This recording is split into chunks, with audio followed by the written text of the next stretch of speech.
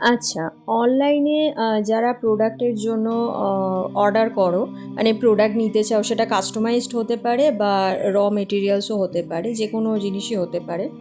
তো সেই ক্ষেত্রে তারা অনেকে আমাকে বলে যে আমি একদিনে পেয়ে যাব তো, বা আমি দুদিনের মধ্যে পেয়ে যাব তো। তো এইগুলো যারা বলো, হ্যাঁ অবশ্যই আমার লোকেশনের কাছাকাছি হলে সেক্ষেত্রে একদিন দুদিনের মধ্যে জিনিসটা চলে যায়। কিন্তু আমার লোকেশন থেকে অনেকটা দূরে হয়ে গেলে বা ইন্টারন্যাশনাল হয়ে গেলে জিনিসটা তখন এক দুদিনের মধ্যে সেটা কখনোই সম্ভব না।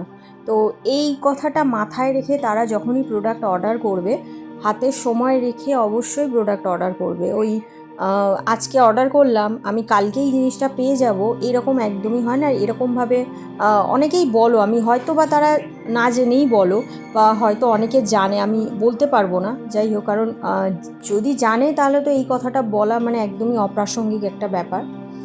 আর আরও একটা বিষয়, অনেকে এটাও আমাকে বলে মাঝে মাঝে যে আমাকে একটু স্টেশনে এসে প্রোডাক্টটা দিয়ে যাও, বা অন্য কোনো নিয়ার বাই কোনো স্টেশন হোক, বা শিয়ালদা স্টেশনে এসে আমাকে প্রোডাক্টটা দিয়ে যাও বা কিছু।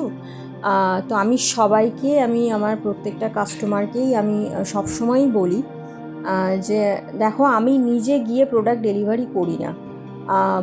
মানে হ্যান্ড টু হ্যান্ড যদি কেউ নিতে চায়, তো সেক্ষেত্রে তাকে আমার লোকেশানে এসে প্রোডাক্ট নিয়ে যেতে হবে, সেটা তুমি দেখে নিয়ে যেতে পারো প্রোডাক্ট। আর যদি আরেকটা মানে আরেকটা রয়েছে, সেটা হচ্ছে তোমার অনলাইন ডেলিভারি। তো অনলাইন ডেলিভারিতে নিলে তো অনলাইনের যে প্রসেস আছে সেটা আমি সবাইকেই বলে দিই। ইভেন সেটার ক্ষেত্রে একটা এক্সট্রা একটা শিপিং চার্জ একটা অ্যাড হয়, আর সেটা কাস্টমারকেই পে করতে হয়। তো অনেকে হয়তো শিপিং চার্জেস যেটা থাকে সেটা অ্যাভয়েড করার জন্য হয়তো এটা আমাকে বলো যে আমাকে একটু এসে স্টেশনে একটু দিয়ে যাও, বা নিয়ার বাই, ওই যেটা বললাম, নিয়ার বাই কোনো স্টেশনে এসে আমাকে দিয়ে যাও। তো সেটা না সম্ভব হয় না। অনেকে এটাও বলে যে আমাকে প্লিজ দিয়ে যাও, আমার আর্জেন্ট রয়েছে, আমাকে প্লিজ দিয়ে যাও। দেখো, আমি একটাই কথা বলবো, প্রত্যেকটা কাস্টমার না আমার কাছে সমান। তো আমি যদি তোমাকে দিতে পারি, তাহলে আমি আরও যারা রয়েছে আমি তাদেরকেও তো আমার দেওয়াটা উচিত, তাই না? তো আমি একজনের ক্ষেত্রে আমি স্পেশাল ট্রিটমেন্ট আমি এইভাবে দিতে পারবো না। তো আমি যখন বলেই দিই যে না, আমি এইভাবে দিই না, তো দুটো ওয়ে তো রয়েছে। একটা হচ্ছে তুমি এসে নিয়ে যেতে পারো, আর একটা হচ্ছে তোমার অনলাইন ডেলিভারি তুমি নিতে পারো। আর যারা মনে করো যে না, আমি শিপিং চার্জেসটাকে অ্যাভয়েড করতে চাইছি, আমি সেই জন্য বলছি যে আমাকে স্টেশনে এসে বা নিয়ার বাই কোনো স্টেশনে এসে আমাকে দিয়ে যাও।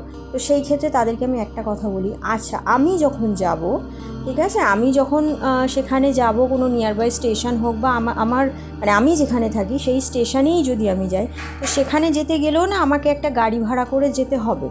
হ্যাঁ, গাড়ি ভাড়া করে যেতে হবে, ইভেন আমার একটা সময়ও যাচ্ছে।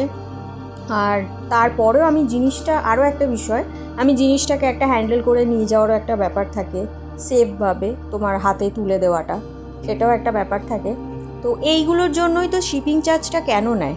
মানে আমরা যেসব জায়গা থেকে, মানে যেসব জায়গাগুলো থেকে আমরা ডেলিভারি করে থাকি, মানে ডেলিভারি যেসব এজেন্টগুলো থাকে, সেসব জায়গা থেকে যে আমরা যে ডেলিভারিগুলো পাঠাই, তো সেখান থেকে তারা শিপিং চার্জেসটা কেন নেয়? তারা তো এই কারণগুলোর জন্যই তো নেয়।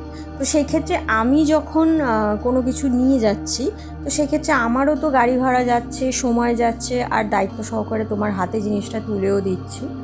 তো তাহলে আমাকেও তো একটা চার্জেস একটা পে করাটা উচিত, তাই না?